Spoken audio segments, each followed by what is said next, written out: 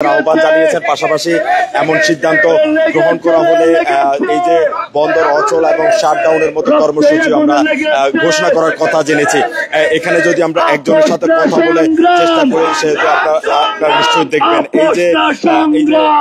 এই যে আপনারা এই যে আসছেন, এখানে যারা নেতা কর্মীরা আছেন তারা এখানে বিষয়গুলো বলছেন। আসলে একটু জানার চেষ্টা করব এই যে যারা এখানে মিছিল স্লোগান দিচ্ছেন এবং বিক্ষোভ সমাবেশ করছেন, এখানে নেতা কর্মীরা যারা শ্রমিক দলের নেতা কর্মীরা তারা জড়ো হয়েছেন এবং যে বিষয়গুলো এখান থেকে বারবার বলা হচ্ছে, চট্টগ্রাম বন্দর কোনোভাবেই মূলত বিদেশি কোম্পানির হাতে বা প্রাইভেটাইজেশন করা যাবে না, এখান থেকে সেই দাবিগুলো করা হচ্ছে। এবং এখান থেকে যে হুঁশিয়ারিগুলো দেওয়া হচ্ছে, এই সিদ্ধান্ত থেকে যদি সরকার শিওরে না আসে, তাহলে এই যে বন্দরের কার্যক্রম শাটডাউন সহ এবং কঠোর কর্মসূচিতে তারা যাবেন। আমরা এখানকার একজনের সাথে কথা বলার চেষ্টা করবো। একটু বলবেন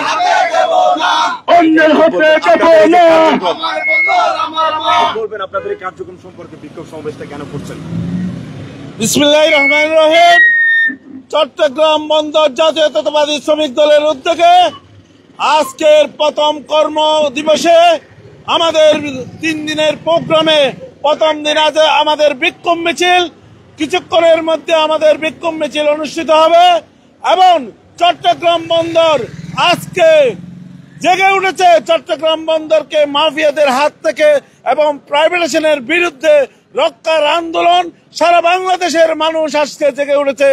টেকনাফ থেকে তেঁতুলিয়া পর্যন্ত চট্টগ্রাম বন্দরকে এবং করিডোর থেকে সরে আসার জন্য বাংলাদেশের অন্তর্বর্তীকালীন সরকারের সিদ্ধান্ত থেকে সরে না আসলে আপনাদের পরবর্তী কর্মসূচি কেমন হবে?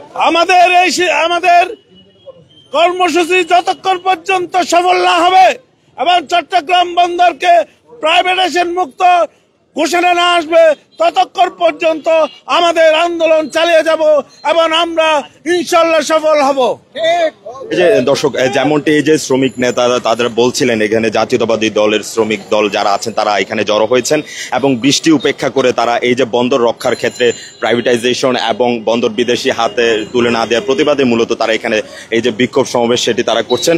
এবং এখানে এই যে তাদের আজকের এবং আগামী 2 দিন অর্থাৎ 25 এবং 26 তারিখও তাদের এই কর্মসূচি পালন করা হবে। এবং এখান থেকে যে বিষয়গুলো বারবার বলা হচ্ছে, চট্টগ্রাম বন্দরের যে এনসিটি টার্মিনাল সেটি বিদেশি কোম্পানির হাতে ইজারা দেওয়া হলে পরবর্তীতে বন্দর শাটডাউন সহ কঠোর কর্মসূচির ঘোষণাও তারা এখান থেকে করবেন।